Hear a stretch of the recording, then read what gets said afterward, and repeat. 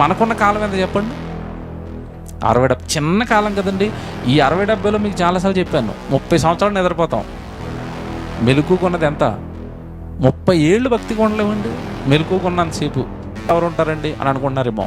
వాక్యానికి భిన్నంగా మాట్లాడుతున్న ప్రతివాడు ఎవరు విరోధి? క్రీస్తు విరోధి. సంఘానికి విరుద్ధంగా మాట్లాడుతున్న ప్రతివాడు ఎవరు విరోధి? ఈ క్రీస్తుకు విరోధంగా మాట్లాడేవాడు బయట నుంచి ఎవరో ఆర్ఎస్ఎస్ వాడు వస్తాడు అనుకునేరు. 19 వచ్చిన చూడండి, అది వారు ఎక్కడి నుంచి వస్తారు?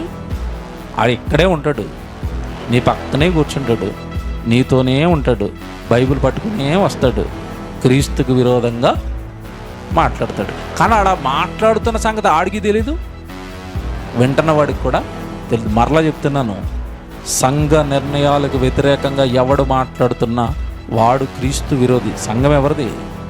క్రీస్తుది. అపవాదికి నీ హృదయంలో చోటిచ్చేయటం వలన క్రీస్తుకు విరోధిగా నేను మార్చేసి ఆయనకి విరోధంగా వెళుతున్నావన్న సంగతే నీకు తెలియకుండా ఆయనకు విరోధిగా నేను వాడేసుకుంటుంది. చెప్తాను, దెయ్యాన్ని పట్టుకోవడం అంత చిన్న ఈజీ ఏం కాదు.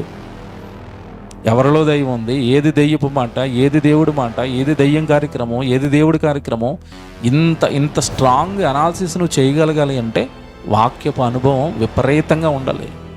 మనము సాతాను తంత్రములను ఎరగిన వారము